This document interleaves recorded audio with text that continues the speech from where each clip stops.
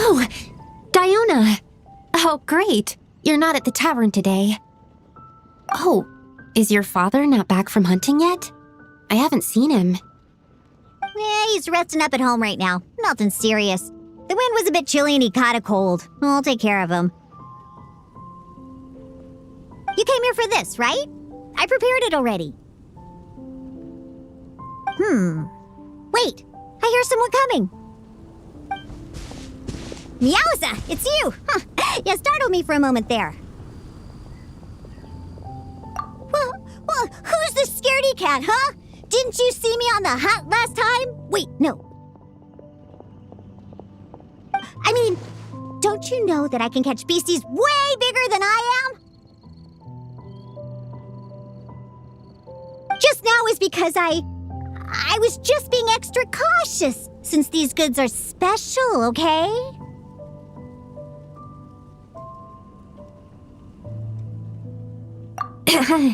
Oh, this is embarrassing.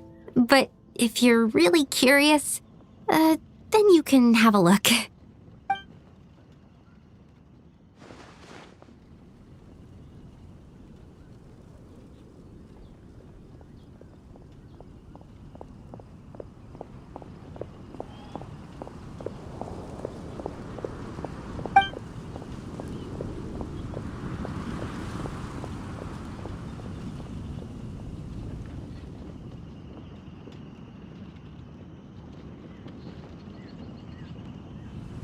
Wow!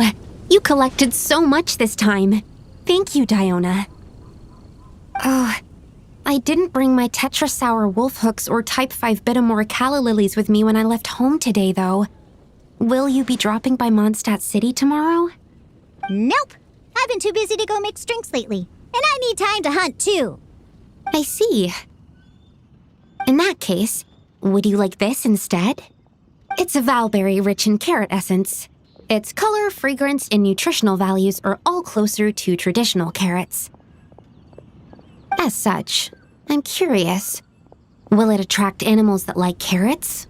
Or will it attract animals of both flavor preferences? Oh. That is an interesting question. Guess I can use it as bait then. Please do. And do tell me how the experiment turns out. No problem. Say hello to Mr. Draff for me, would you? I wish him a speedy recovery. Either way, I need to return soon. I've got a Mark 23 Ultra Berserk Favonius Dragon Warrior to assemble. Wait, a dragon what now? Learn what? Ugh, who can even learn that kind of thing, huh?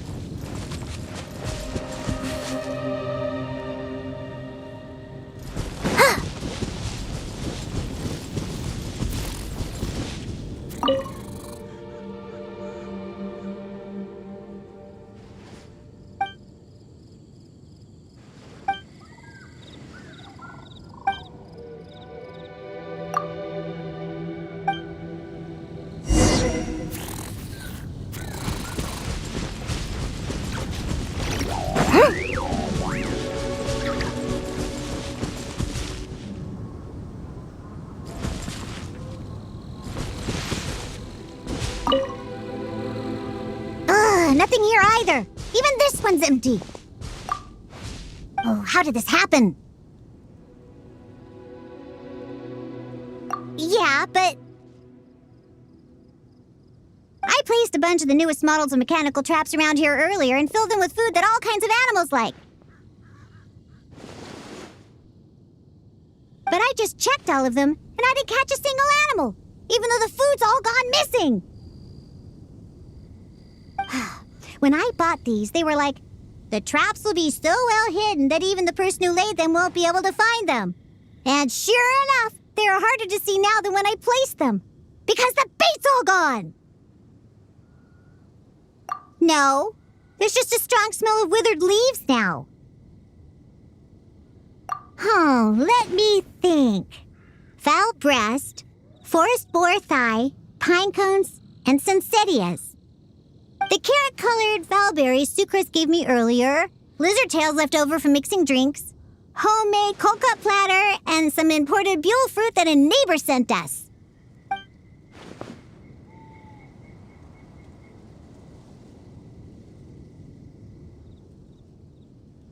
Oh, and a test drink that I made out of buell fruit and mint. Some bass from Springvale that I fished up on my way out the door. Oh yeah, and the calla lily Sucrose sent me before. Yeah, that's about it.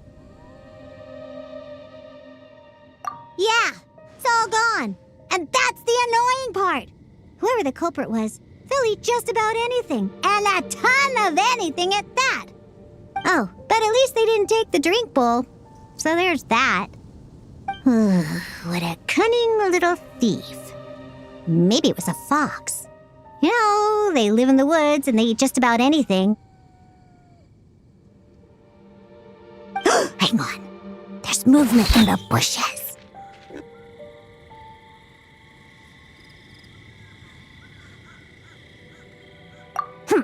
I shouldn't have listened to those old booze hounds. It'll save you time, Diona. It's convenient, Diona. The best hunters in Tavad are using the new traps, Diona. It's all nonsense. I hunt best and fastest with my bow. No, I'm not giving up here. If the other hunters learn of how I've been had, the cat's line name would be dragged through the mud. This time, I'm gonna mix some numbing herbs into the bait, enough to lay out any small animals. Eat all you want, you sneaky little thief. I'm going to catch you, if it's the last thing I do!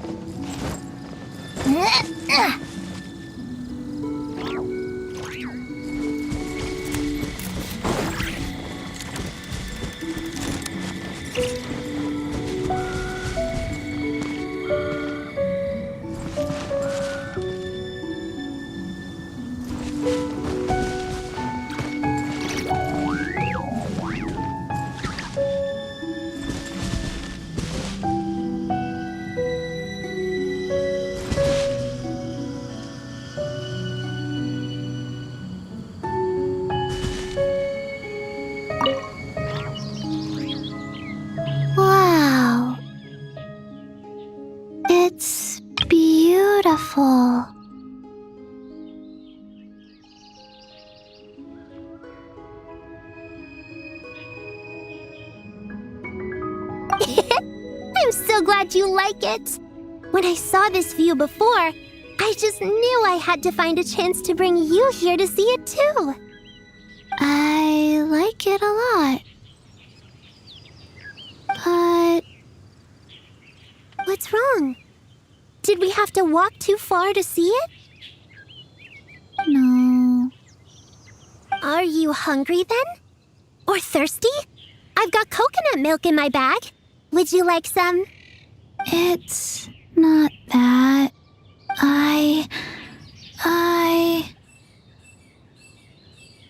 It's okay, Chi-Chi. I'm here. I'm listening. Just take your time. I'll forget this place soon. Yeah, I know. I can only remember things I can write down. Things I can't write, I can't remember. I was so happy today, but if I can't write it down, I'll forget.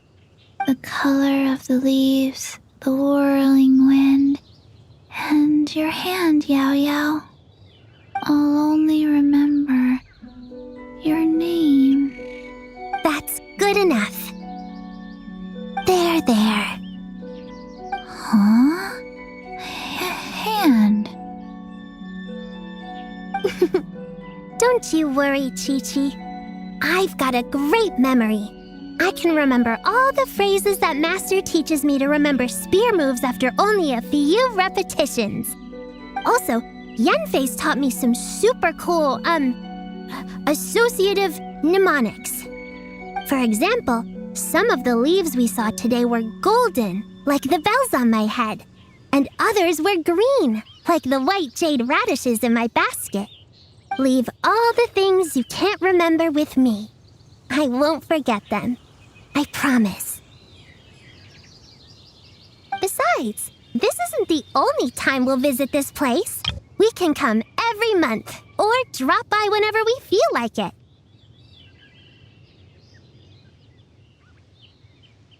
Master always says that diligence can make up for a lack of talent. We'll just visit this place more often. And who knows?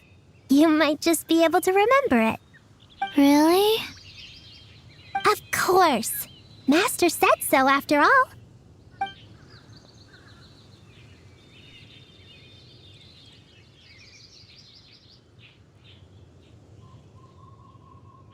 Or...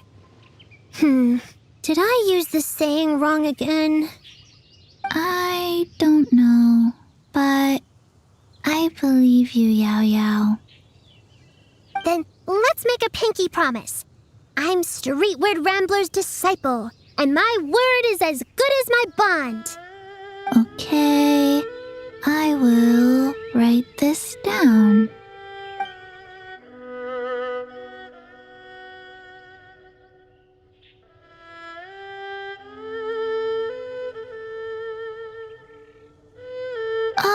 Right.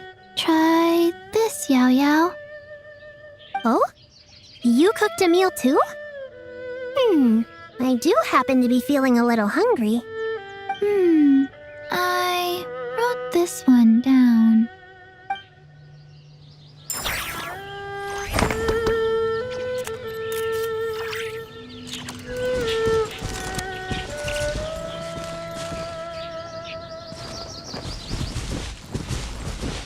Wow, this is really good. Amazing even. Eat more, Yao Yao. You'll grow taller.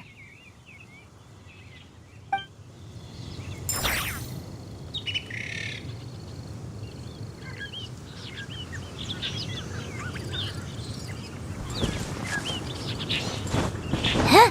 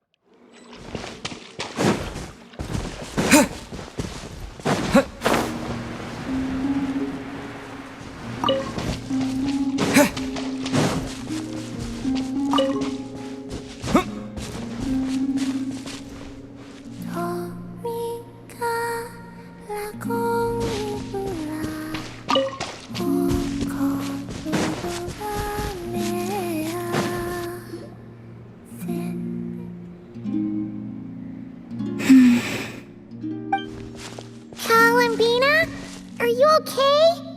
You look a bit out of sorts. Oh, it's you two.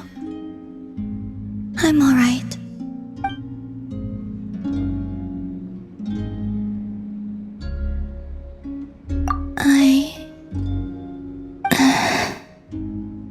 It's okay. Just tell us. Even if it's something small, you'll feel much better once it's off your chest. I would like to try a drink from the tavern. What?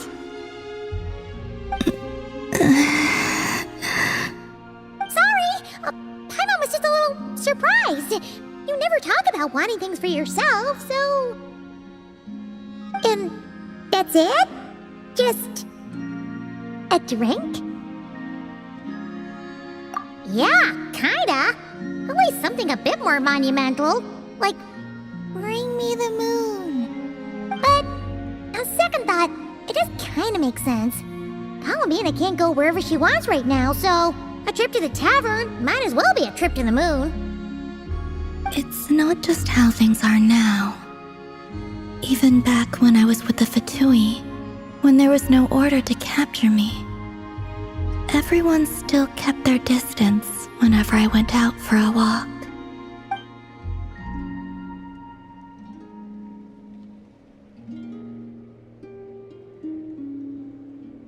Wait a sec.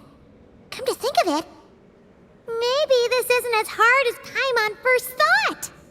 A tavern is kinda out of the question, but a drink? Now that we can do. The Travelers got this. Really? But don't set your expectations too high. Flavor. I don't have much experience ordering drinks, so I'm not sure where to start. Perhaps something that isn't too... heavy? What do you mean by heavy? Heavy like... a Fatui overcoat. That comparison makes it even more confusing. Okay. Whatever you think.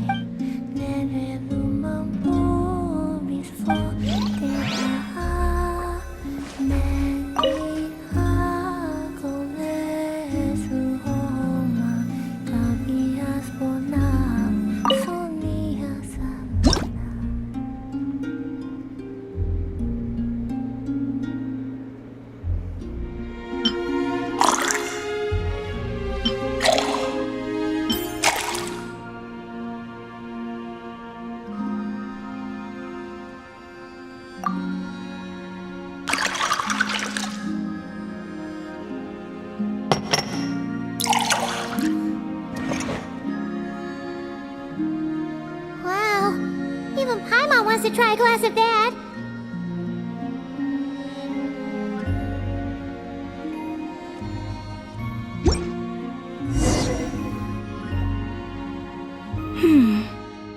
I've smelled something like this before. Oh, really? Where? In Sandrone's room. She had a drink that smelled like this. The aroma caught my interest, and when she noticed, she just held on to the drink for ages without finishing it. It was like she was waiting for me to ask about it. Yes. What did you ask? Shouldn't you be drinking engine oil instead? Oh. She said something quite unpleasant. It doesn't bear repeating.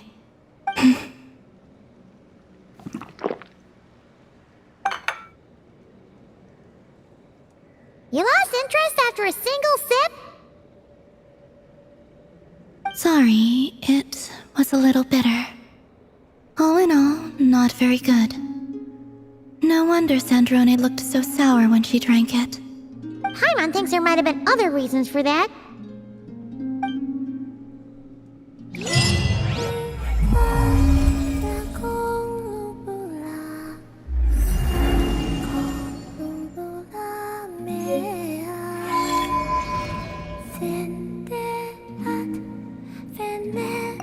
Well, thank you for satisfying my curiosity. I'll be sure not to trust Sandrone's taste ever again.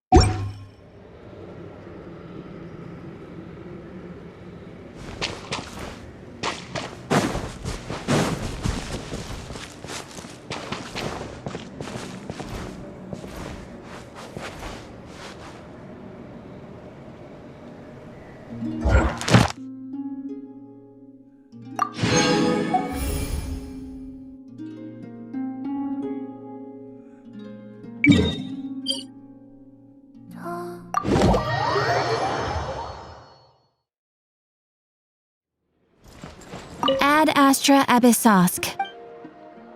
Thank you for completing today's Ad Astra Abyssosk.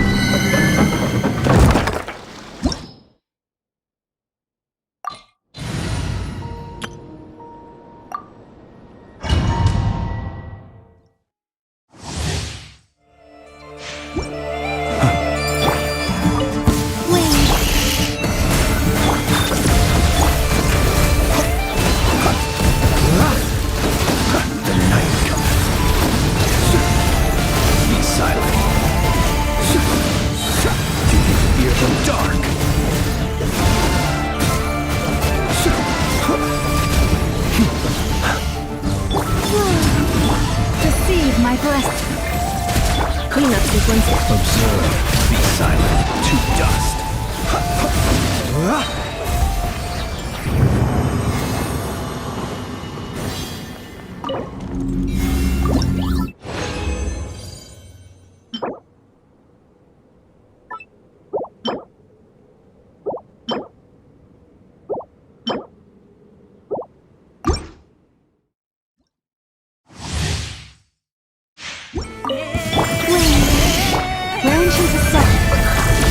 Observe.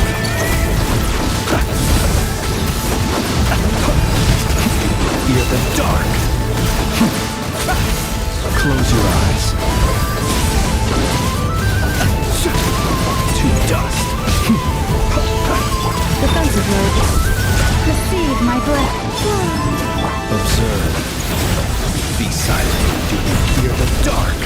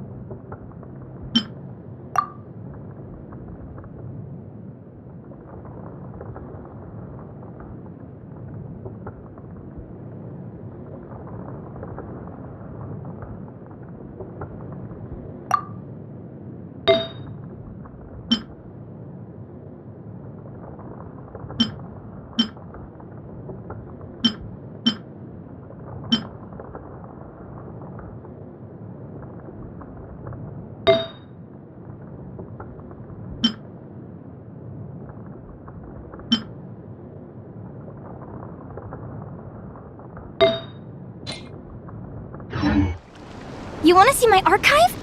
Of course! I'm always happy to show off my masterpiece. I even did the illustrations.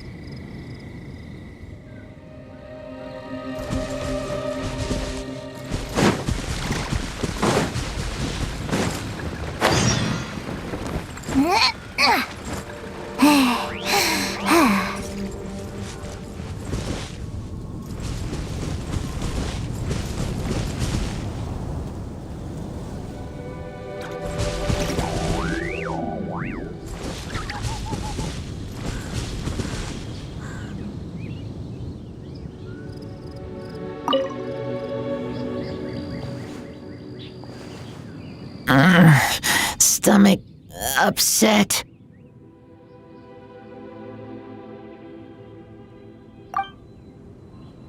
Eyes so heavy. Tired. But it's bright out. Branches are swaying. Leaves are so shiny. Eyes hurt. So tired.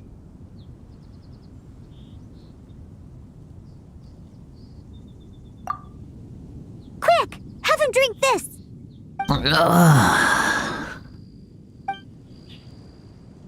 Feeling any better? Leaves, they stopped swaying. Oh, I'm sorry, Razor. I didn't think that you were the one who ate my bait. Bait? Yeah. My dad's only just recovered, and I wanted him to get some more rest, so I've been using some new traps to hunt. Did not know those were traps. Thought they were gifts from Springvale, so I took. Cold cut platter, very good. Drinks good. Carrot flavored valberry, good. Calla lily, vegetable. Gave it to my friend. Bennett.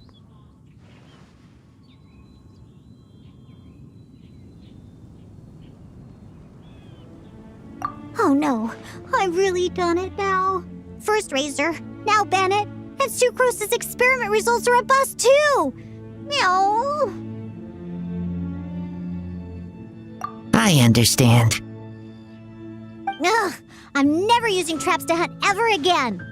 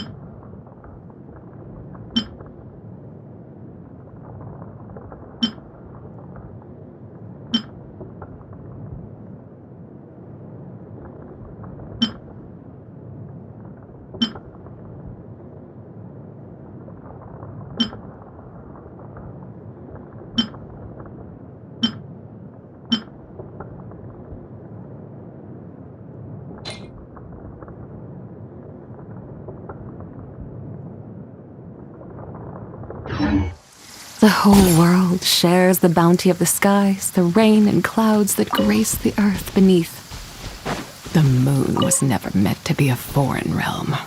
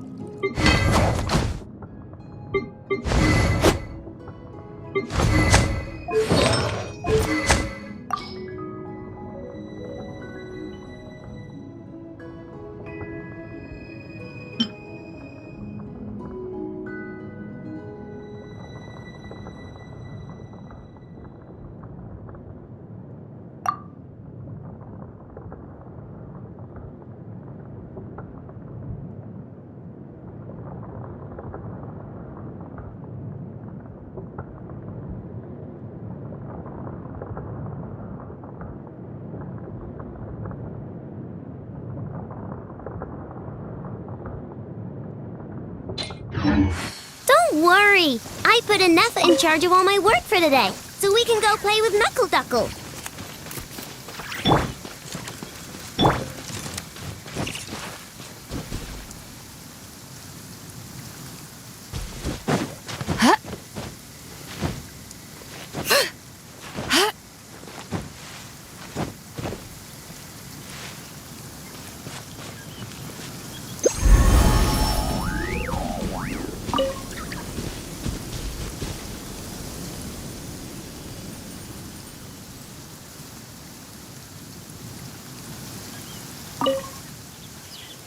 In but a night, the jade is cut in twain. The spring rain pours forth time and again. Wait, have I been reading this whole time? I should really start my sword practice.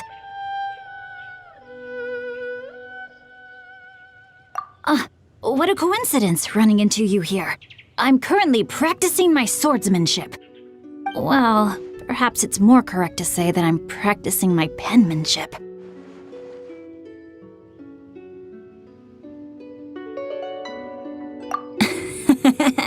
Don't worry, I've already finished practice, and my pen's safely back in its box. See these fallen leaves? They're my calligraphic copybook. Some are sliced down the middle, others cut along the veins, or chopped into pieces. Each represents one of 3 different calligraphic scripts. Yep, they're all forms of calligraphy, each with its own unique features. Some are neat and orderly, and others are more freeform and expressive. I must say that I have enjoyed my practice, though I can't say the same for the bamboo around me. This time, I truly did become the autumn storm that sweeps through the forest.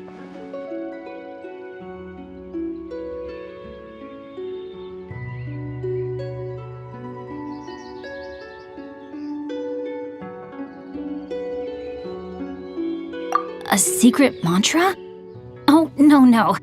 I was just reading the annotations in this book, Chronicle of Cleansing Ink. This book is quite marvelous indeed, and it was written by a calligraphy master named Chiffon. It is said that he shifted from calligraphy to swordsmanship, and afterwards attained mastery of both. After that, he did not hoard what he had gained, writing his swordsmanship down on a stone tablet and naming it the Chronicle of Cleansing Ink, making it free for all who follow the noble path of chivalry to come and see it. This particular book is a rare, original annotated copy, with contents all transcribed from the original stone tablet. My brother really treasures this one.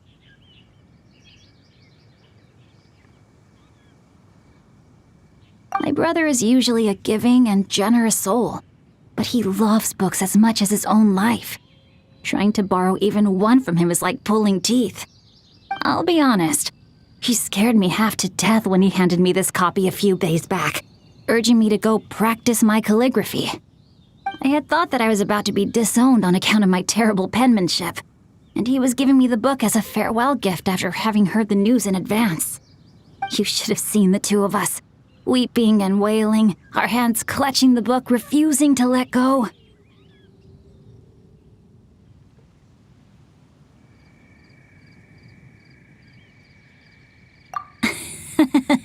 Oh, come on, you. You just had to come right out and say it, didn't you? Well, I thought the scene was pretty funny. In fact, I'd like to include it in my novel. And if I were to include your follow-up remark as well, I'm sure that would add some extra flavor. Oh my, we talked so much I lost track of time again. It's getting late, so I must hurry home. I'll see you around, traveler.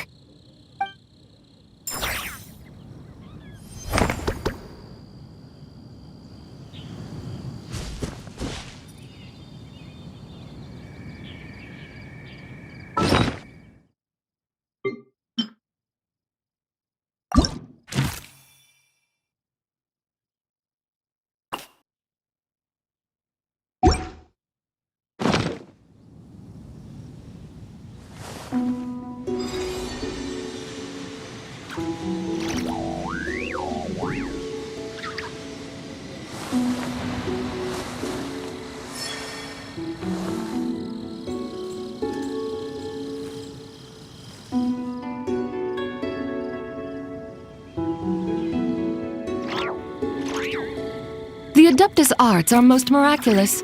But unless one first cultivates the mind before cultivating these arts, all their feats will be like the moon's reflection on water, shattering at the slightest touch.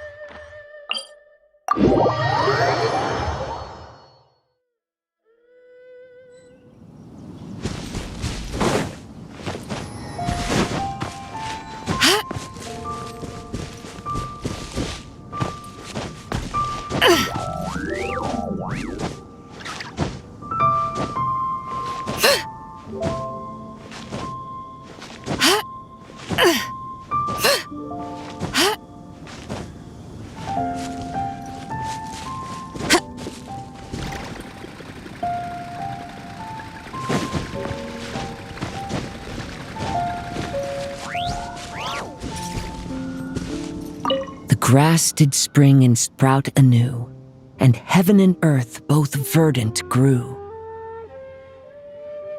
After the rain, the wind blows gently and the clouds are light. Looking out over the horizon, one's heart is opened wide. And then, should one happen to meet an old friend, well, there could be no better day than this. Wouldn't you agree?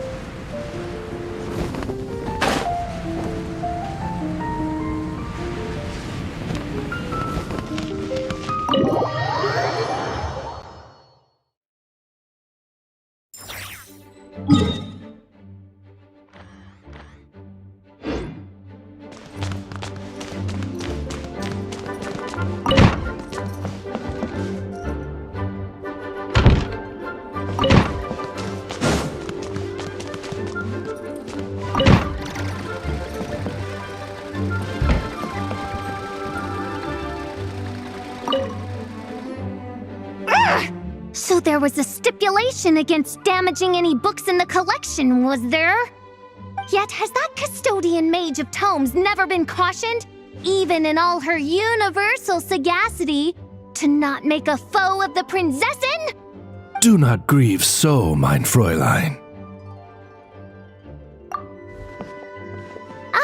Blessed one! Have you come to bear witness to this most tragic of moments? Tragic moment? Yes, indeed. For this was the day destined, the promised hour. And yet we are foiled. All has been foiled at the hands of the custodian mage. You mean Lisa? What did she do? Ms. Lisa believes that scribbling on books counts as damaging them, and has thus taken the Heilige Edikte der Verurteilung out of mein Fräulein's hands. She obstructs our royal way! An unforgivable sin! Unforgivable!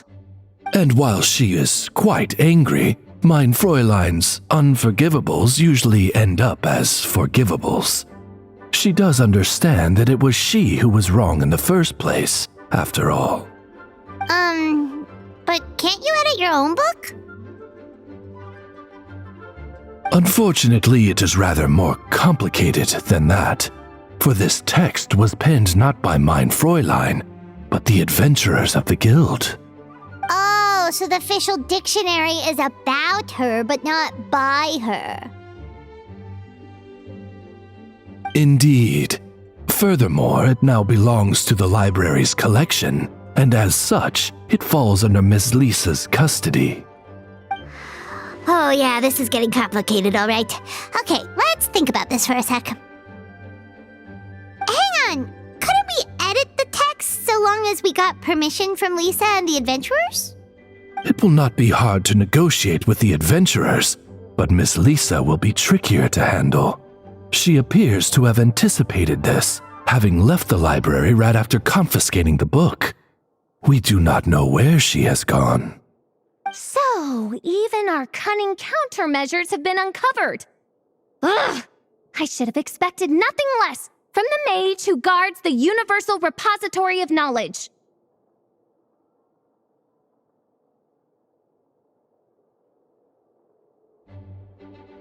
Blessed traveler, I am thankful truly. But do not underestimate the causality that lies between us.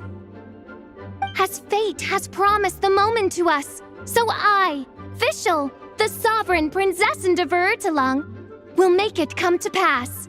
This I vow upon my noble name. Oh boy, here she goes again.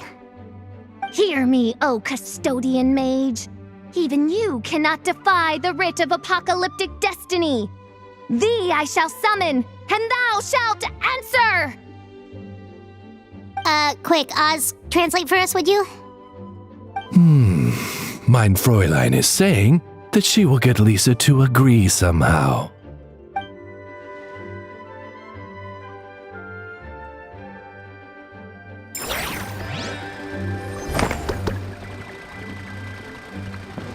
Please be quiet within the premises and refrain from making a racket.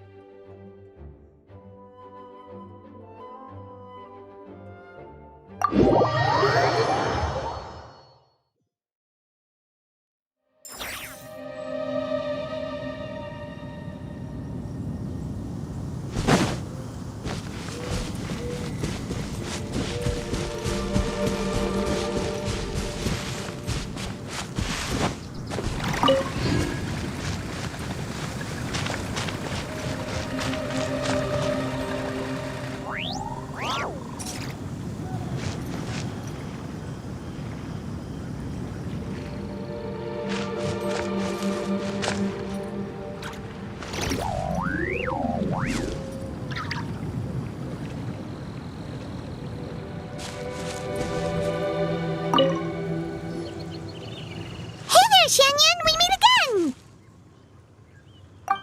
Shh, quiet now.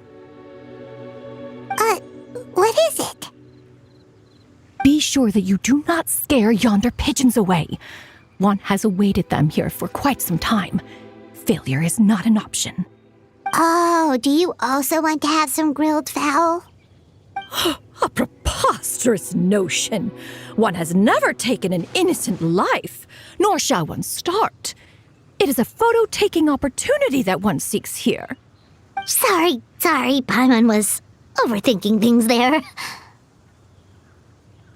Sure, your abilities are most worthy of confidence. Do bear in mind that you must catch both the giant fan blade mechanism and the pigeons on the bridge in the frame. Hardly a challenge to you, one trusts. Now then, what pose should one strike this time?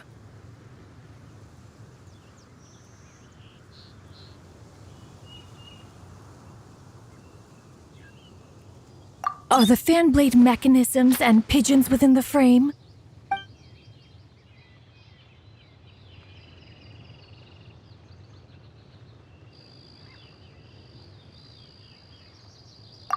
Surely you jest. One displays stunning majesty at all times. Regardless, will this suffice?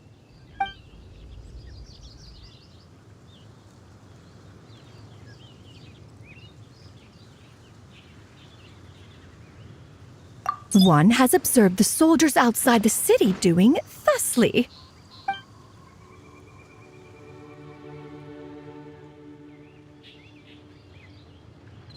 Surely you jest. One displays stunning majesty at all times. Regardless, will this suffice? One has observed the soldiers outside the city doing thusly.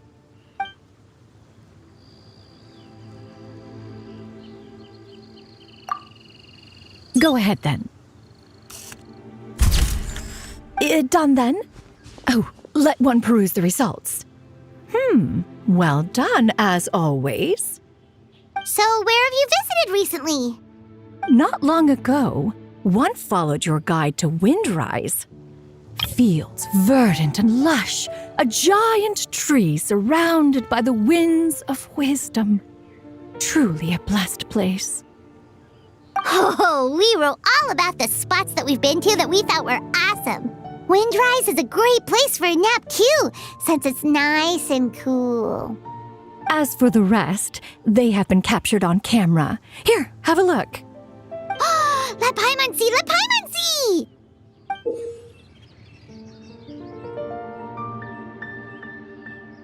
Paimon gets the concept, but why is this wind wheel aster so huge? Oh, that we call a close-up. And what's with this super blurry picture?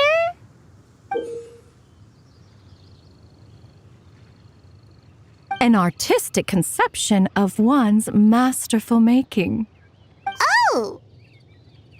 Okay, anything else? One has also sampled the delicacies of Mondstadt City. Ooh, now this one looks great! The deliciousness is just oozing out of the picture. And this is a bird's eye view. Whoa! How did you even manage to take this picture? One needs only to fly into the clouds, of course. A trivial matter. So it really is a bird's eye view. Indeed.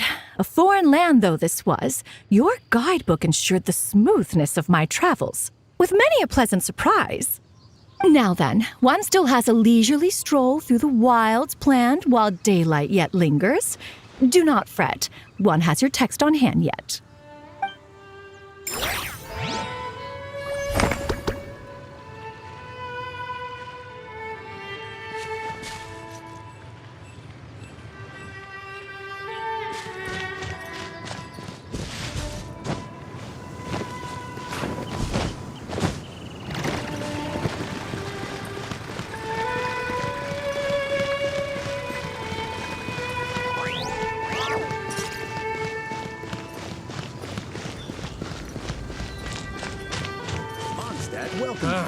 Finding someone to chat to would be better than just...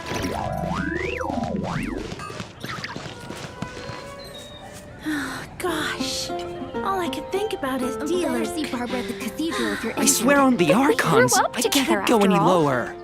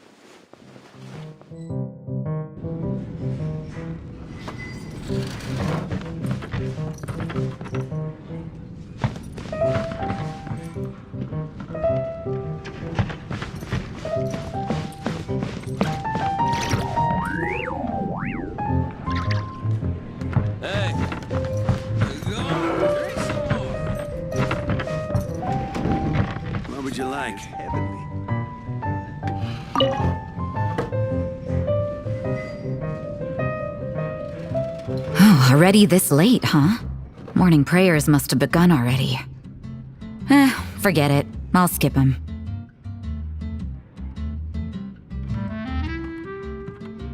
I'm working right now, you know.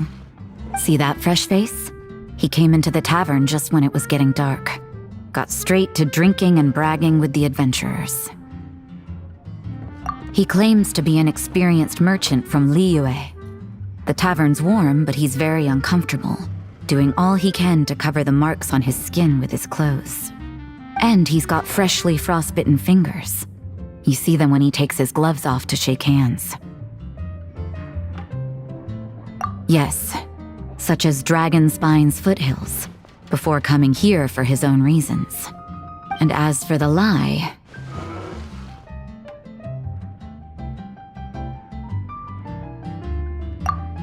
Want me as your guard, huh? Well, you've come to the right guy.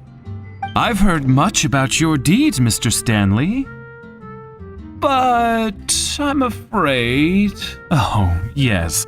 We still don't have quite enough people. See, a little bird told me that the legendary treasure hoarder, Big Sis of the South, has the batch of goods I'm moving to Liyue in her sights. Stanley, want me to talk to Catherine about this and help this good gentleman out a bit? I wasn't planning on running any errands in Dornman Port anyway. Ah, that would be wonderful.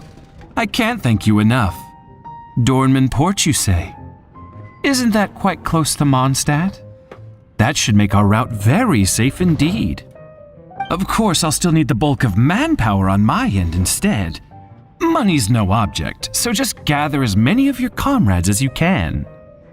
Thus giving you a chance to waylay the goods at Dornman Port, I presume. What? What are you talking about? Come with me, my good gentleman.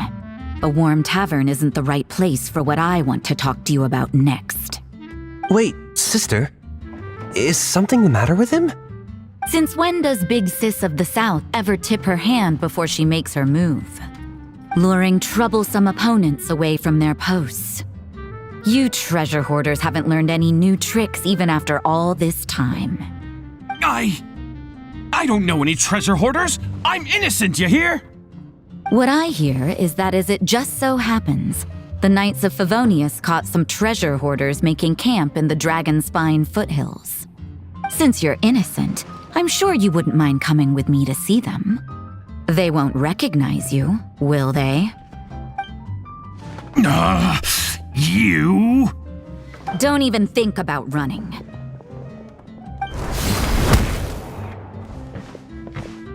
Exposing your back to me was a bad move. Come on then, I'll give you a choice. You can talk to the Knights, or you can talk to me.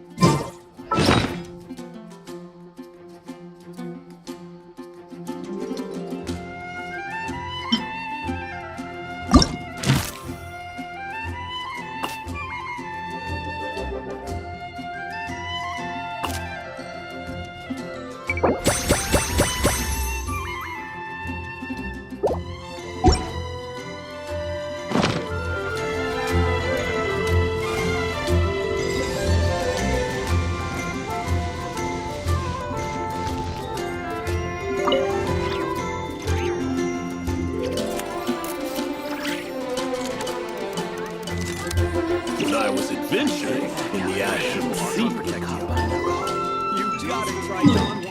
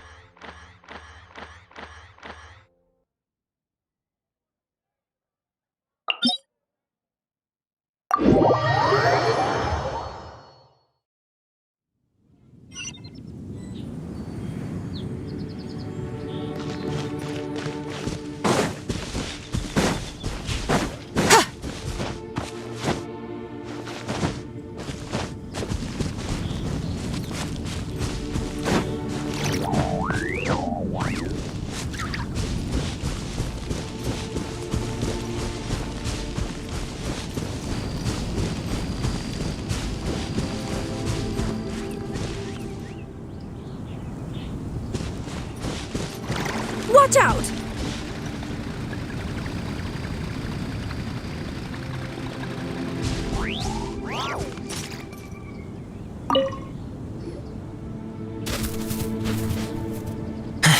Prey escaped.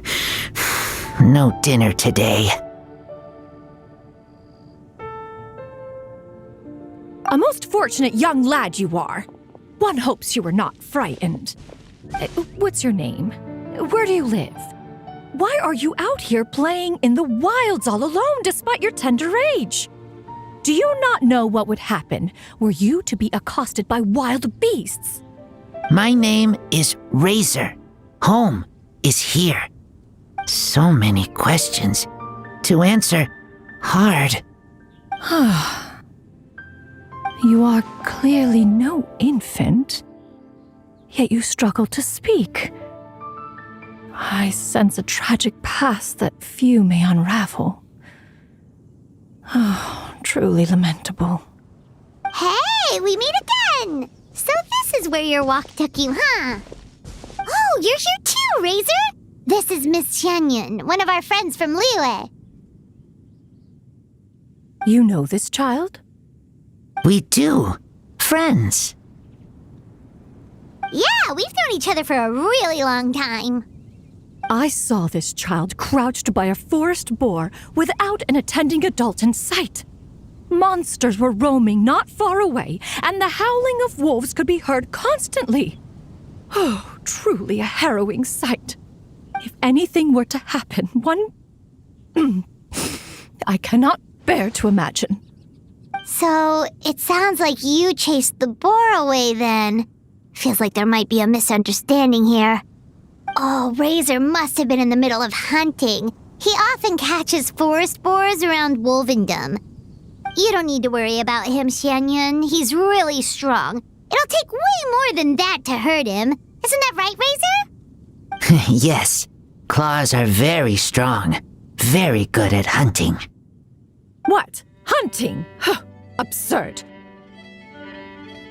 A youth of your years should spend their days growing up without worry and the care of a family. How did this come to be? Well, Razor was actually raised by a wolf pack, so he's learned to hunt, sleep, and live out in the wild, just like them. But don't worry, they absolutely do treat him like family. Not only must he hunt on his own, but he eats and sleeps in the wild too? Oh, that simply will not do. He is still a growing boy. It is time to commence my return journey. Child, you shall come with me to Liyue Harbor. Leaving the rest aside, I shall ensure that you are fed and clothed. You seem quite physically capable as well, so in time, I shall also teach you how to defend yourself. No, save me. Uh-oh, did Paimon's mouth just make things worse? Hey, Traveler, you're up.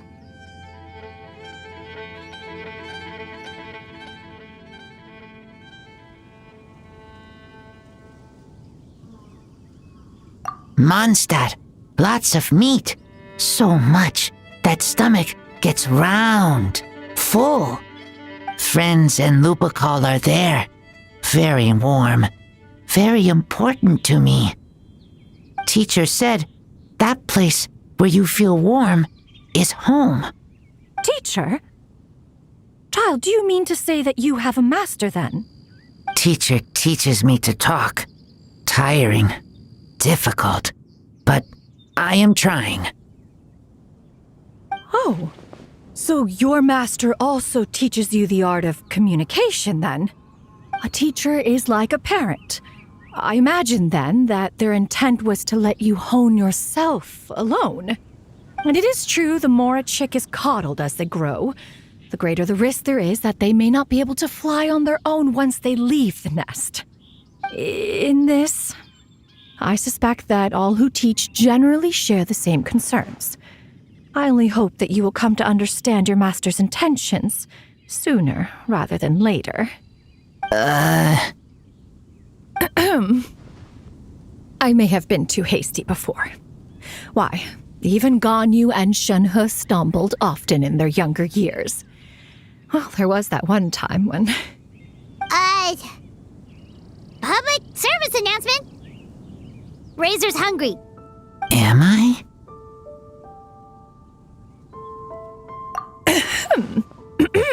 Not to worry. This is a simple matter to resolve. Just wait here a moment and leave the rest to my new and improved Supreme Cuisine machine. Since we had the fortune to meet here, why not enjoy dinner together and try some Liyue-style cuisine as well? Say yes, Razor. That machine thingy makes super delicious top-tier stuff that only Adepti get to eat, you know? Anyway, it's super, super good. It's called a Supreme Cuisine machine. Is such a name so hard to recall? Dinner together. Thank you. I will finish it. If you need help, I will help. You're welcome, child. Simple yet well-mannered. Your teacher has taught you well indeed. If you'd like, feel free to seek me out at Liyue Harbor. Bring your master along as well. My next generation cuisine machine should be complete by then as well. There will be many more dishes to try then. My lodgings are near Churhu Rock, with a nearby landmark being a miniature red leaf tree. The fork in the road most easily causes people to lose their way, but if you do get lost, you can ask the Millilith patrolling nearby for help. Did you get all that? Too hard. Don't worry, we'll bring Razor along sometime, and we'll follow the smell of good food. That won't lead us astray.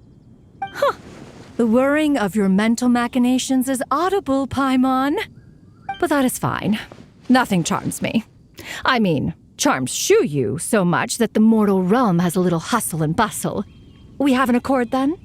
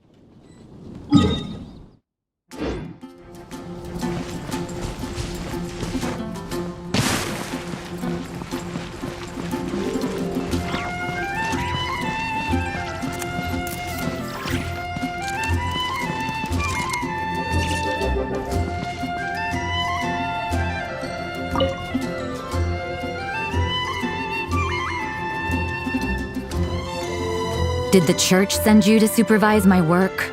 Don't tell me, let me guess. Was it Victoria? Or Barbara? Or Dahlia?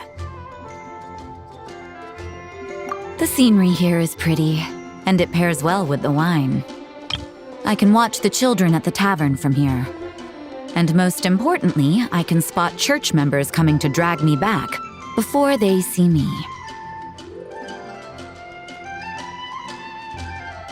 My sister, your eyes darted for a moment there, and the wine glass left your lips. Were you that unsettled?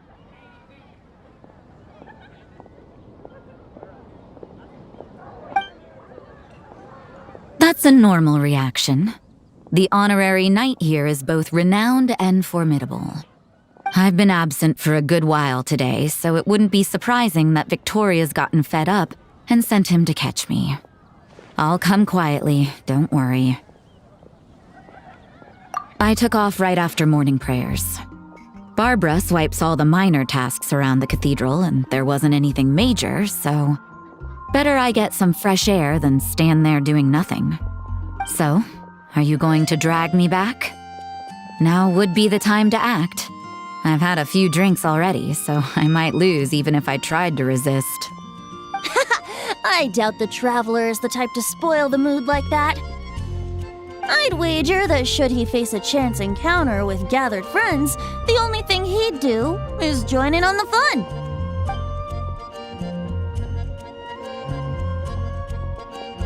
Come, how about a drink with a little less ice? My treat. Keep it coming.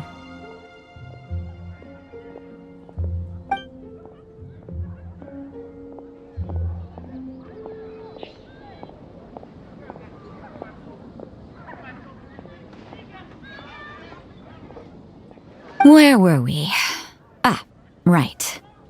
He's got loads of friends, and I know where I rank in that list.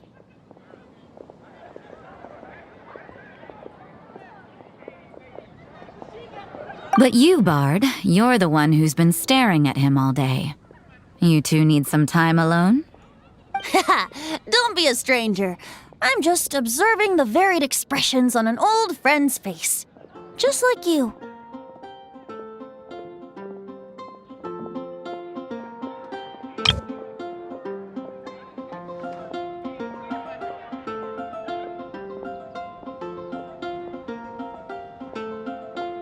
Why not? Thank you, good sister, for answering my prayer in my hour of utmost need. I just brought a bottle out from the tavern. No need to thank me. But in doing so, you kept everyone in good spirits. That's not something you can put a price on. As the beneficiary of that sterling deed, I would very much like to toast you on this most beautiful day.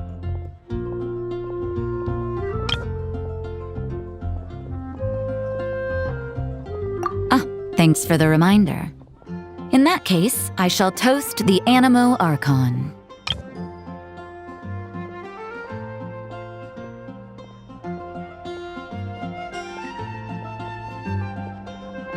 To every free life lived under the sun. To our precious days of freedom. Cheers! Cheers!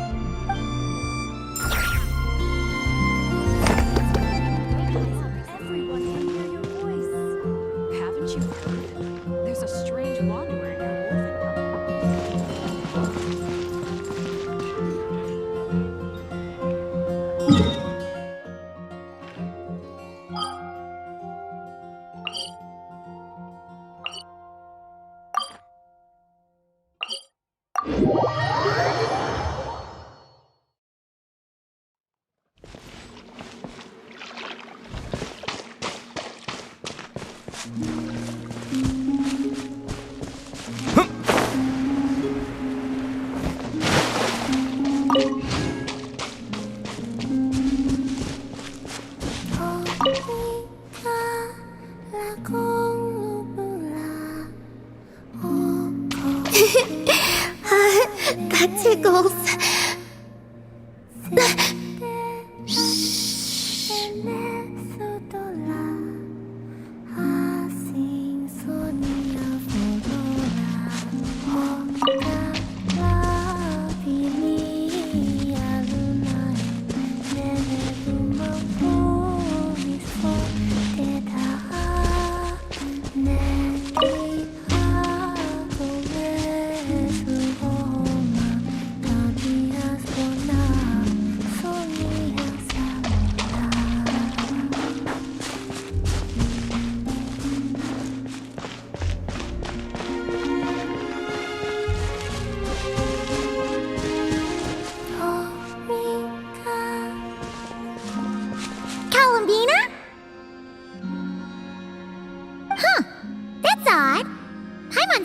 She heard Columbina's voice.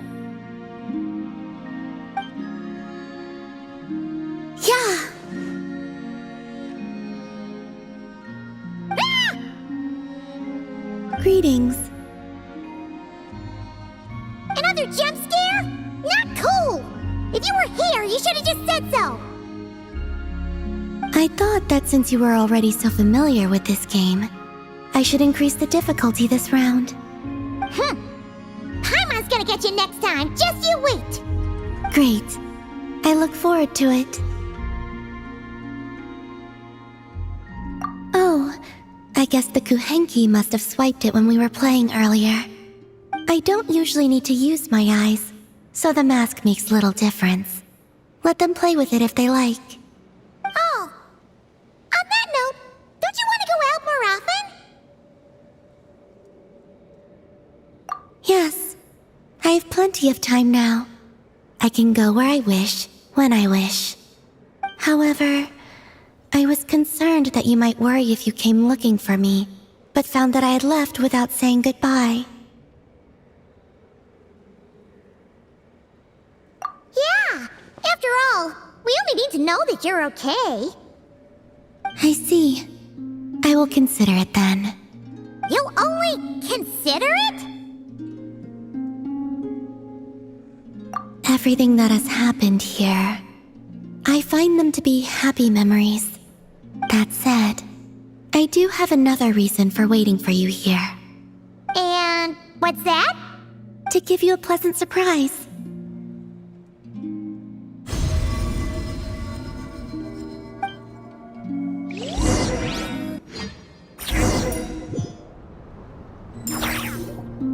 Wow! This must be the place you were talking about, right? Paimon wasn't there last time, so she didn't get to see it.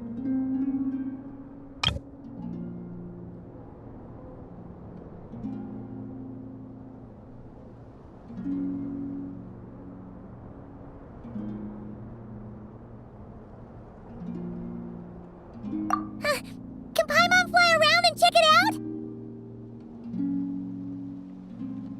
out? Of course. If it pleases you, I could bring you back again someday. So, this is the pleasant surprise then? Oh? So this is enough to pass as a pleasant surprise in your eyes? No, the real surprise is yet to come. Come, let us paint. Wait, here? But Paimon doesn't see canvas, brushes, or paints anywhere. Oh, that's simple. The water's surface is our canvas, the moonlight our brushes, and the paths we take shall serve as the brush strokes.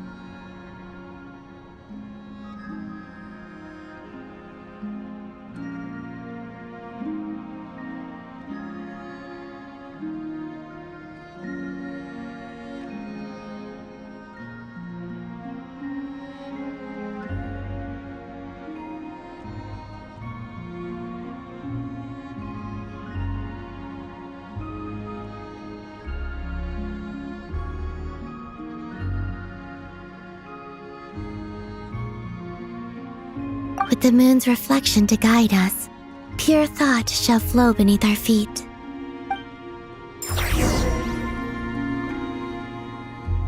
Yes, good. That's the way. Come, let us walk together a while.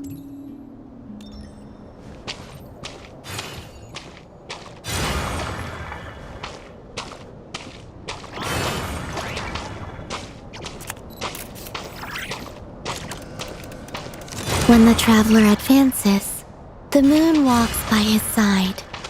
Where the traveler stops, the moon too rests its feet.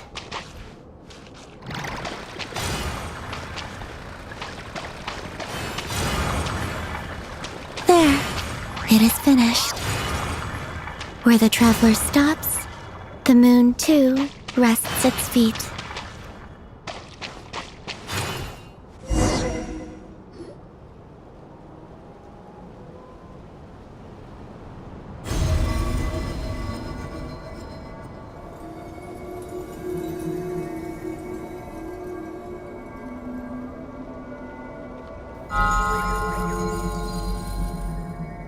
Luanatar? It's really you? You're back! In the silvery flesh! Oh, Paimon thought she'd never see you again! We used moonlight to trace this child's form, and I poured new power and new blessings therein, causing her to be reborn. She no longer needs to bear my spirit. Her will is hers alone.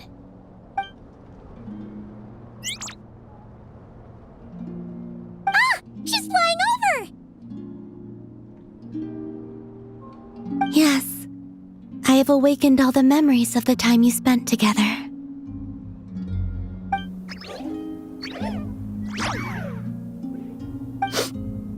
Paimon's so glad to have you back, Luanatar! She promises to be nicer to you from now on. Paimon wasn't expecting their surprise to be this pleasant. Paimon loves it!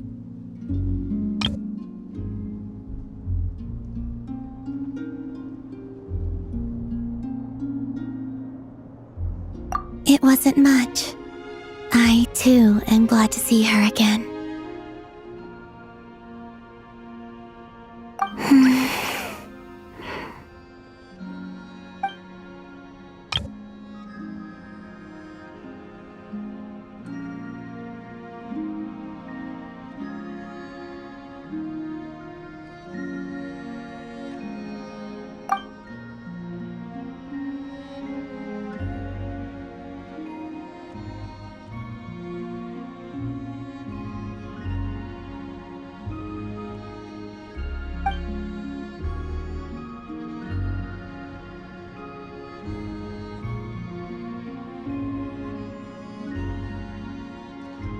Go. You must miss them, surely.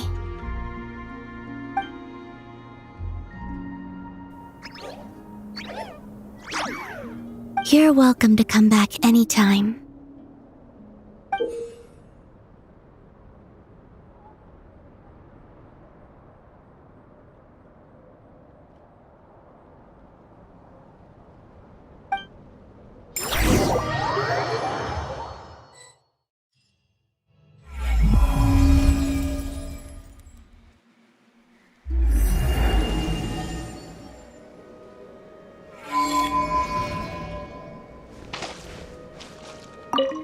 Now, I know how fond you are of them, but let's not cause them any trouble now, alright? Come back here to rest, should you find yourself tired from playing outside.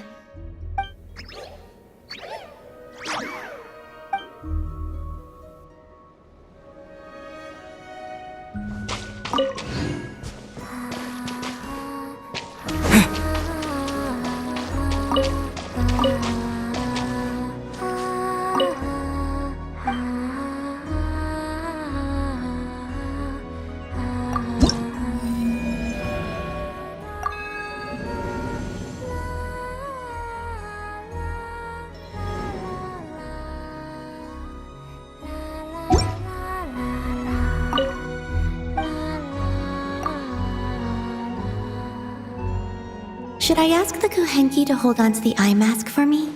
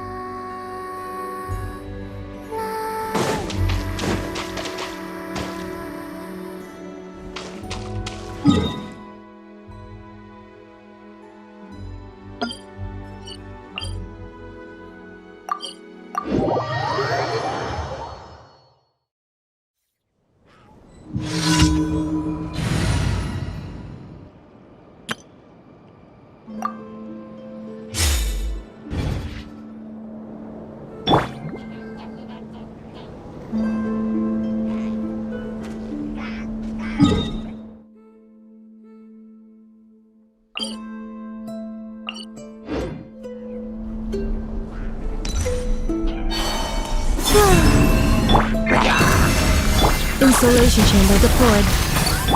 Observe.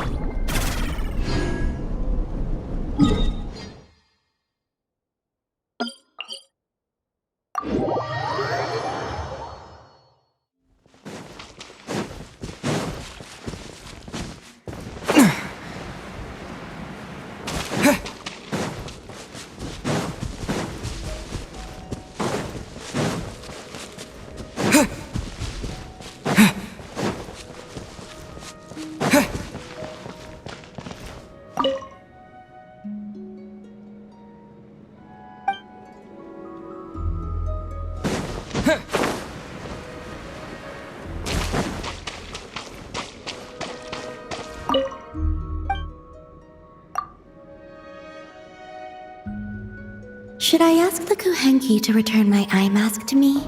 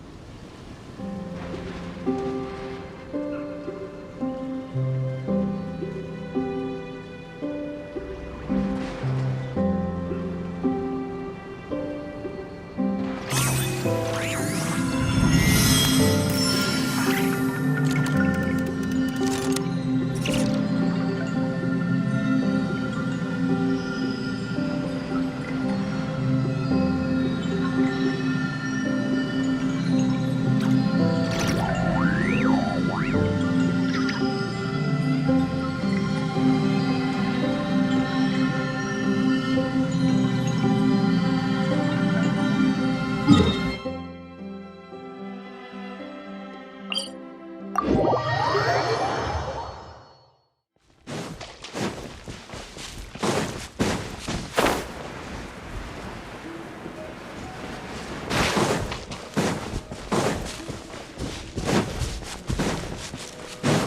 wish to become a witch's familiar, said the young lady.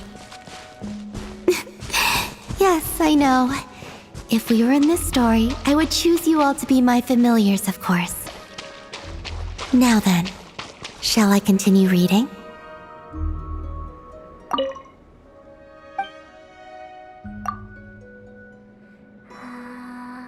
Should I ask the Kuhenki to hold on to the eye mask for me?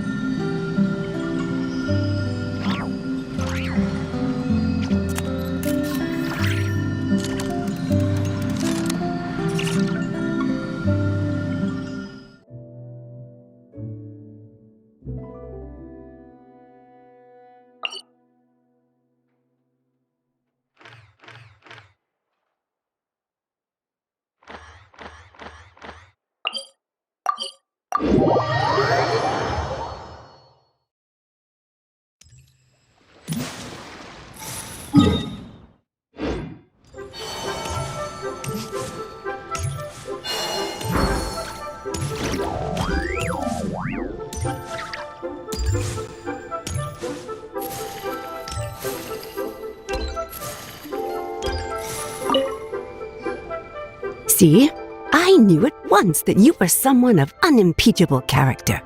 No wonder you raised a heroine as virtuous as Ms. Shenhe.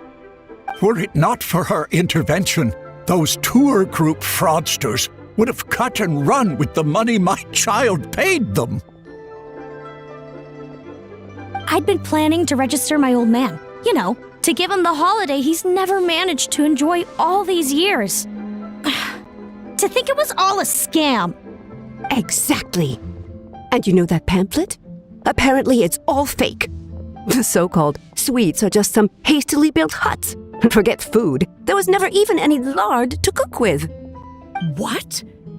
To shamelessly exploit the filial spirit of our youth for their vile and base ends? One shall show them no mercy! Calm down, ma'am. The group's boss has already turned himself into the Millilith. He was all black and blue when he returned me my money. If he hadn't constantly implored us to beg the white-haired heroine who works at one mean restaurant for mercy, we wouldn't even have known it was Miss Shenhe who secretly aided us. That's why we're here to thank you in person.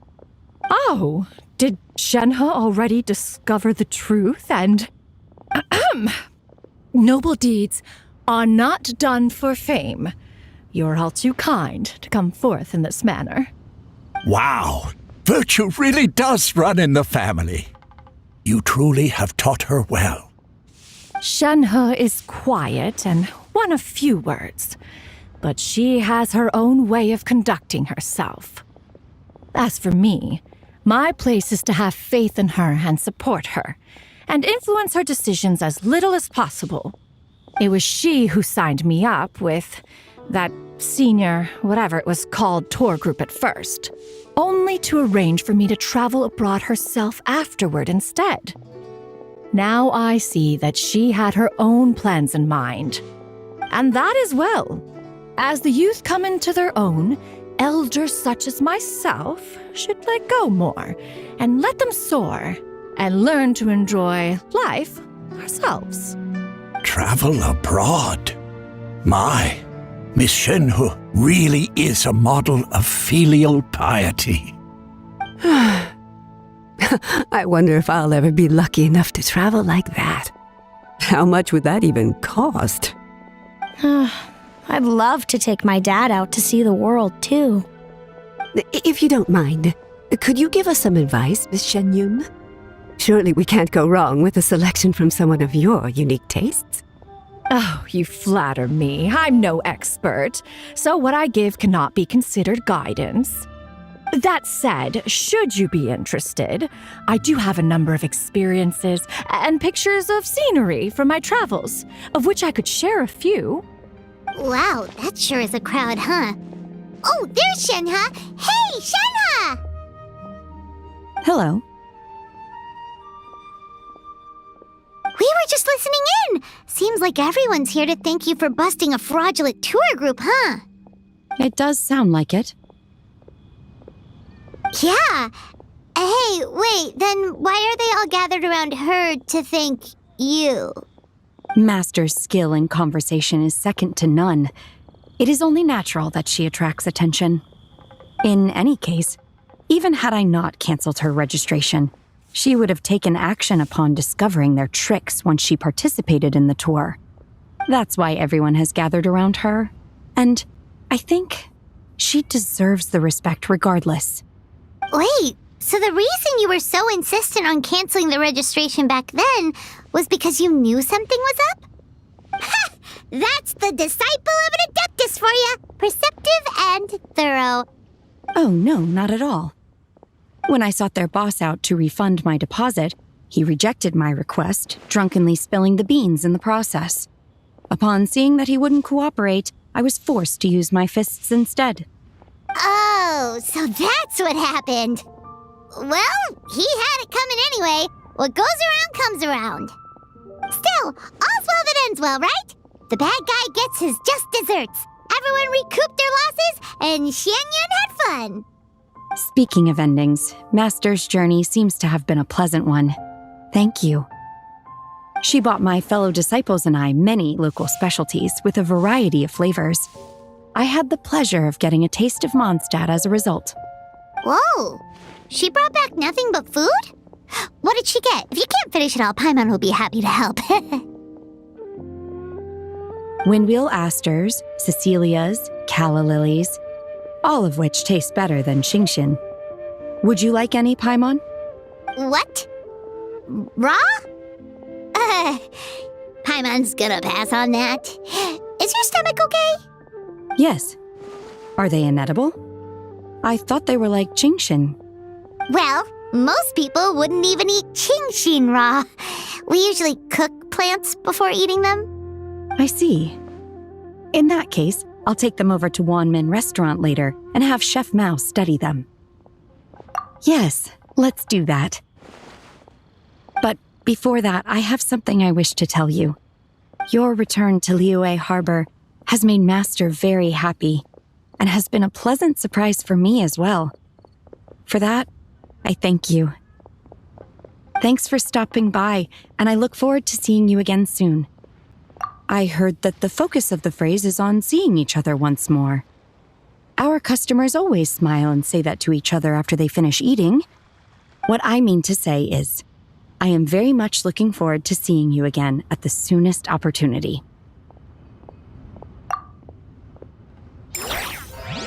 Adventurer, think you can last a round against me? Hey there.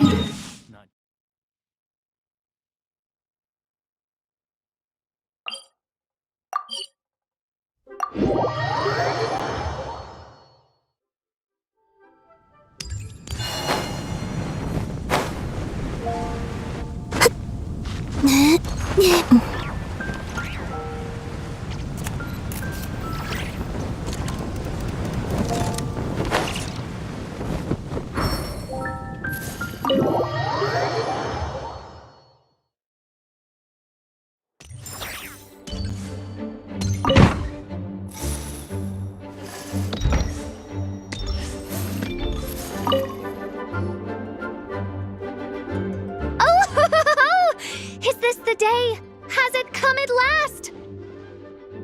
Mein Fräulein, the text has been proofread again, per your wishes. Oh, glorious revelations of the Amanakreich! In the princess's name, shine forth your light and fill the earth with your radiant glory! Huh? Oh! Greetings, blessed one! Today is a joyous day indeed! You certainly seem like you're in a good mood, Fischl. Is the issue with Lisa resolved? As one might have expected of a mage who guards hidden troves of knowledge, she knew well, far better than most mortals, of the consequences of defying fate.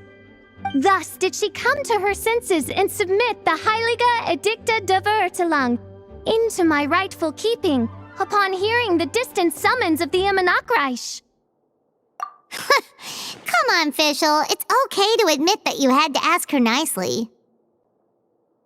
Mein Fräulein speaks truth, in fact, with the sole qualification that Ms. Lisa handed over a fresh copy of the text.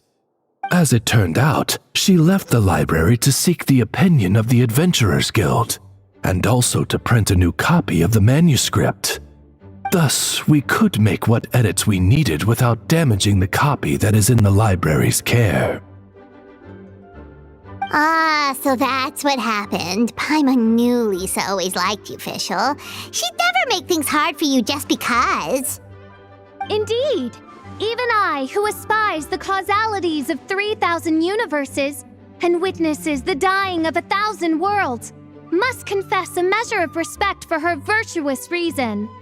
Oz, mine familiar, now that Heilige Edicta has been edited, let us go hence unto her, and give her the royal salutations of the Amanakreich. As you wish, mein Fräulein. Oh, blessed one of mine! Did I not say that the cord that binds us is as the dawn and its light intertwined? Now then, I present unto you the promised fruit at the destined hour, the great revelation of the Amanakreich, the Heilige Edicta der Verteilung. The spiraling depths, the secret thoughts of the gods, the prayers of the end. All such answers may be found in this sacred tome of everlasting night, and it is yours to peruse. Be enlightened and dance with joy. In the name of Fischl von Lofschloss Narfadort, I... Mein Fräulein, we must be going.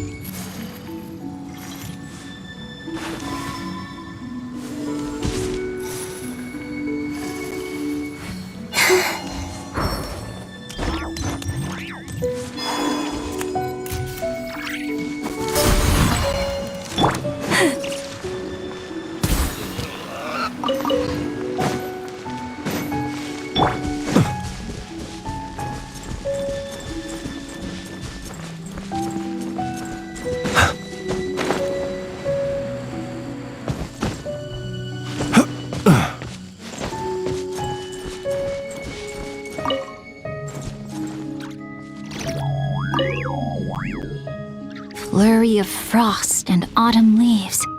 How they scatter. How they swirl.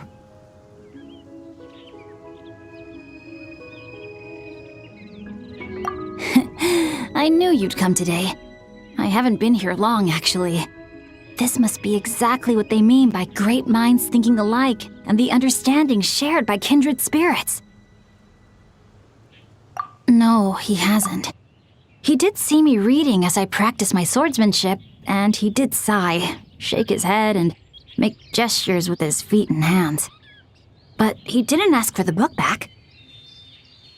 Well, my guess is that this was my father's idea.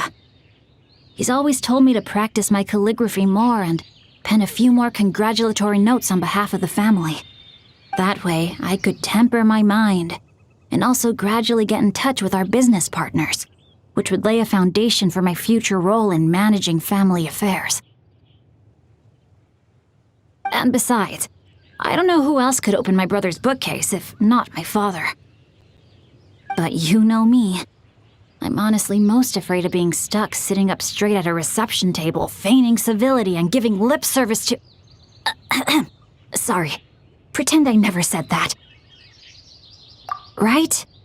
I'd much rather find a quiet spot to practice penmanship on my own than sit there drinking stale tea and listening to staler conversation. So, I came here under the pretext of working my swordsmanship into my calligraphy and gaining the relevant enlightenment from Chronicle of Cleansing ink. That way, I get to do a bit of both. I didn't expect that you'd show up so quickly, though. It seems that my swordplay was quite the effective signal beacon.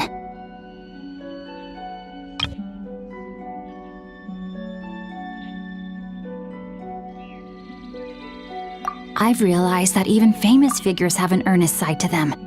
They aren't prideful, haughty beings of divine skill as many think. As you can see, this original annotated copy contains some remarks and critiques made by a who's who of swordplay and calligraphy from a previous generation. One can, even if vaguely, glimpse the personalities of those eminent personages shine through. Take this, for example. This is another calligraphy great who didn't get along with Chiffon. See how he nitpicks and hangs on to every little error? And how long his annotations are. See? This is the commentary he gave on Chiffon's calligraphy. Free, unrestrained, sharp as a bared edge, like a great tree braced against the wind. It sounds like a compliment, but I fear that when he called Chiffon a great tree, it was in the sense that the greatest tree in the forest is the first to be crushed by the wind. Of course, those two often butted heads, but one must always be careful when penning words down. Words penned in black and white can hardly be taken back after all. In response, Chiffon penned the following: "Spring will come, and the tree shall yield lush shade." And here too. I remember that the one who wrote this was Tianquan at one point. They say that he was brilliant at both calligraphy and swordplay, that his comments were always very concise. This is what he wrote. "Lovely, but you never did learn how to sign your name." There's all sorts of other interesting annotations too. Come on, let me show you. Oh, there's no rush at all. As my great-grandfather always says, to practice calligraphy is to temper heart and mind. Only by understanding this text can you learn to write the words within. Actually, wait, do you know what time it is right now? Oh, drat. I'm going to be late back. Looks like I'll be getting an earful from my father now. Either way, I've got to go face the music now. I'll be back later to practice my swordplay again, though. So if you have time, why not come and join me? I'm sure that we'll improve all the faster by putting our heads together and putting one another to the test. But if you don't want to practice, we can always take a walk or even go fishing. Look at me rambling on like this. I'll head back first. See you later.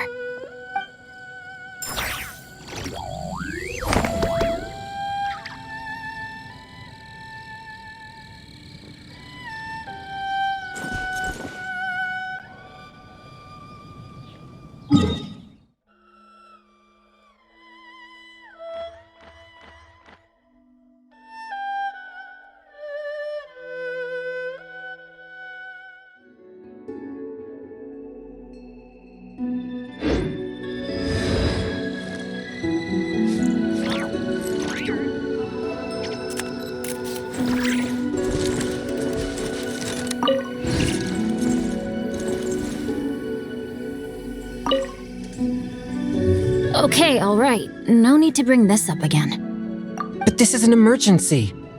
If this doesn't work out, I'll ask my aunt for help. You mean Miss Shenhe? No, please, don't drag anyone else into this. Otherwise,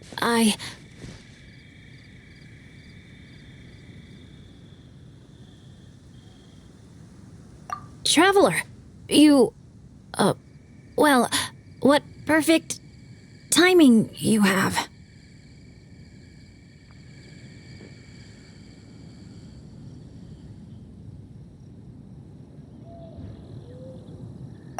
I fear this affair is a bit more complicated than that. Do you still remember the novel that I wrote under the pen name Genu? I'm ashamed to admit this, but my handwriting is so messy that every time I send the editors a manuscript, they will send several letters in reply, asking me about this word or that sentence. Correspondence like that takes too much time, so the editorial department and I agreed that I should try to finish a few days early. After I finish, I submit it to the department and have an editor retranscribe the text for me. Then, it is handed over to the other editors to print and publish. Indeed, I also feel pretty bad about the whole thing, so I often send them snacks as a token of my gratitude. But then, I received a letter from them a few days ago. As it happens, that main editor has suddenly fallen ill, and now there's nobody else that can do the transcribing.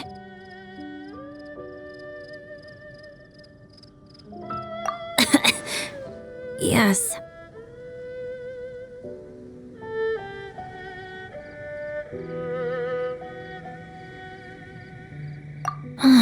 Please don't make fun of me.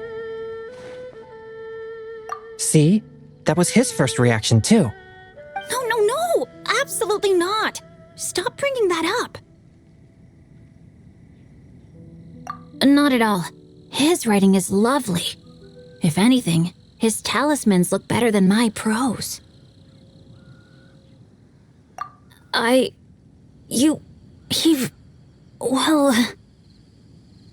suggested that to him as well, and at first he agreed to let me transcribe his work. But before I could copy more than a few sections, Xingqiu suddenly grabbed me by the shoulder and began shaking me and telling me to stop. For a moment, I wondered if my penmanship was terrible or something, but he suddenly blurted, Just transcribing is one thing. Why did you have to suddenly start reading it out loud as you wrote? Well, because I think your writing is excellent. The narrative is interesting, and each character even has their own catchphrases. Catch poems? Anyway, I couldn't help but read it all aloud. Especially when the heroine named the Flying Fox took the antidote down the mountain. You wrote a poetic header for that too, didn't you? As I recall, it was clothes stained with wine and mortal sod. Unwelcome in sword realms, the world she trod. Chongyun, please just stop.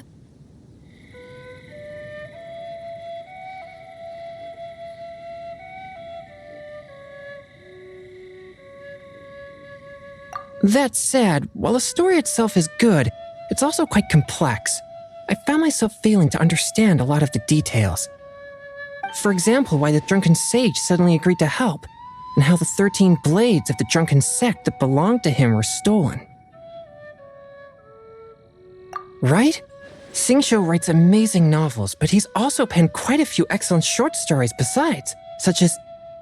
Wait, why is your face so red, Xingqiu?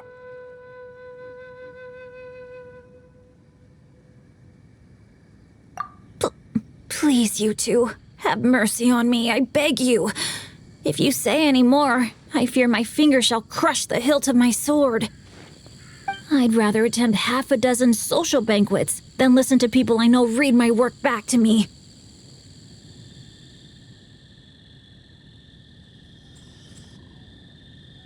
A typewriter? I've heard of those. They're wondrous machines from Fontaine, yes? Truly? That is wonderful news. I look forward to being forever liberated from the tyranny of calligraphy. The ingenious inventions of Fontaine are truly something. I usually only ever hear of them from my brother, yet never had the chance to touch them myself. Wait, hold on. Doesn't my brother often go with our caravans to Fontaine? He must have heard of typewriters, surely. He knows my calligraphy is poor, and that I'm always writing, and yet he has never once mentioned them to me. Forget it. Now's not the time to worry about things like that. In any case, no matter how marvelous such devices are, there's no way for me to borrow one right now.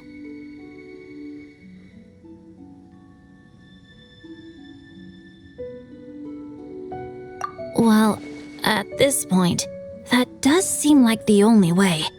I was just joking before about incorporating your remarks into a novel. But as it turns out, you'll be the one committing mine to paper. Perhaps this was all predetermined. Yes, I suppose ours are intertwined indeed. I'll go back and organize the manuscript. Once I'm done, I'll invite you over so I can dictate the text to you. Once you're done, would you mind showing it to me? I'm really quite curious about the flying fox. Chongyun, please, spare me already.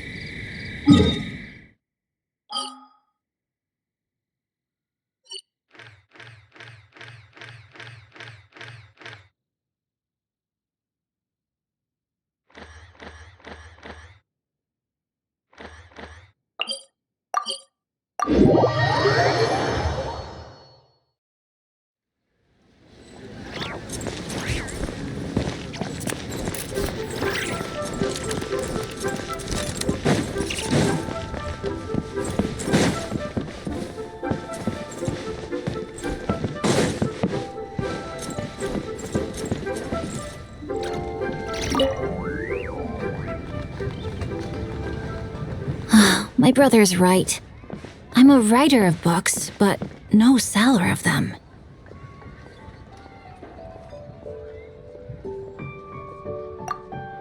Just about. Only a few chapters left.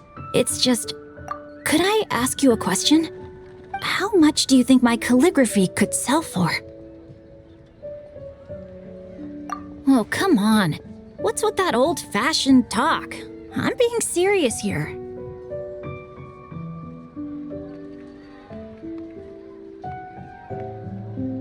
Yeah, thank you.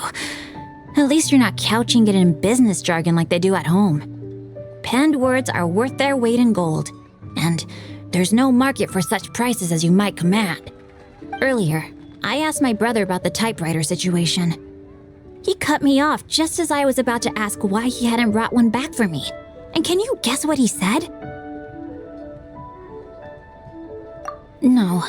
In fact, he'd actually brought one back a long time ago. He even knows about everything that's happened recently, and asked me to try the typewriter to see if the size was appropriate. As it turns out, it did. In fact, its dimensions had been modified to suit the dimensions of my palms, which made it very comfortable to use. He even said that, in an emergency, I could use this typewriter for my novels and other writing needs, and that he'd already notified my great-grandfather of the arrangement. As to why he didn't just give me the typewriter earlier, it was actually because he was hoping that I could eventually improve my penmanship. They say that to see a person's writing is to see them also. Handwritten words will always give a reader a greater sense of closeness to the author. My brother said that he was also willing to part with the Chronicle of Cleansing Ink, rather than sending me the typewriter straight away. Because he felt that while my handwriting wasn't up to par, it still showed a sense of remarkable style and vigor. As such, he feared that were I to simply keep using a typewriter, I would forget how to write with the pen altogether, thus ending any possibility for my improvement in calligraphy. To be honest, he had me sweating there too. I was so nervous I almost crushed my teacup. I was afraid he might say something like, "In business, closeness is communication, communication is connection, and connection is mora. As such, to practice one's penmanship is to earn mora." If he had said that, I would have had to flee to Chongyun's place and stay there for maybe 10 days to 2 weeks.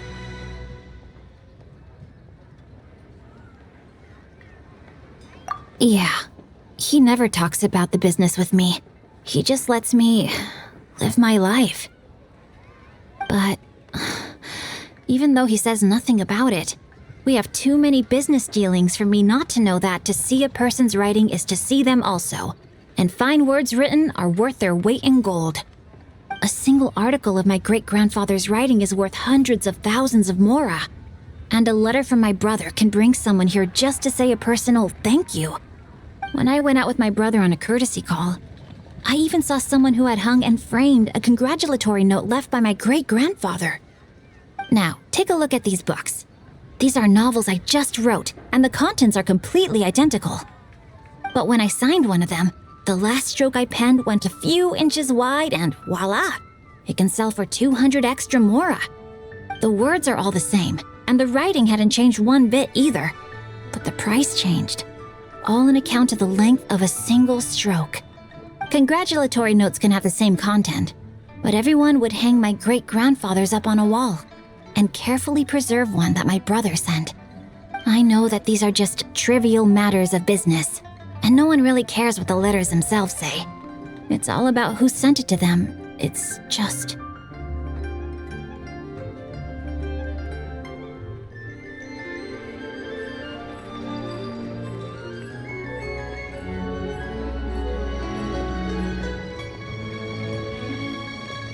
I know. Thank you. I know it's been tough on you reading my scribblings. I'll learn how to use that typewriter as soon as possible. We shall soon be forever rid of badly written letters.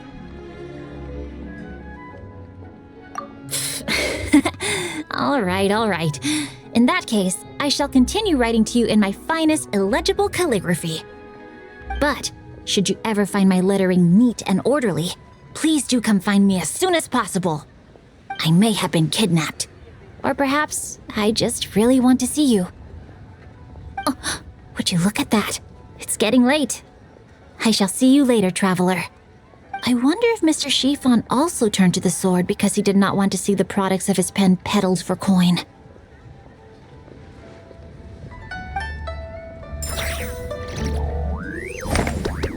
So, are you buying or not?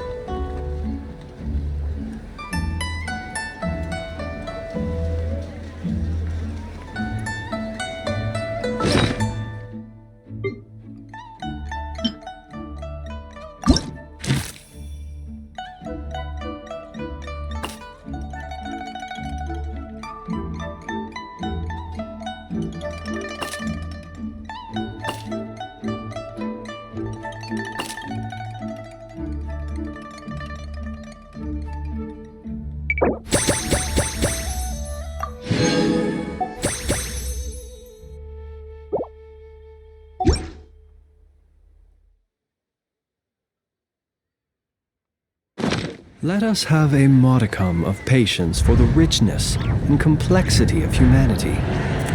The wanton cruelty of the few is not worth our ire.